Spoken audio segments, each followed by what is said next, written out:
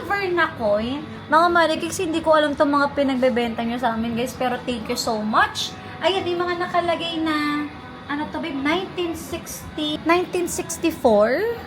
US or? Yeah. US yata. Eto. O yan, na ano na din. Guys, grabe. Ay, yung mga silver coin ninyo. Anyways, ayan, babe, 1964. Mga Marikix, baka po meron kayo mga ganito sa bahay ninyo. Gawin nating pera yan, mga Marikix. Bumibili kami guys ng coin. Any coins. Silver, gold. Platinum, any carats of gold, mga Marikix. Message us po, dear Cars by Sunshine, guys, message lang kayo sa may blue badge, of course, sa legit na page po namin.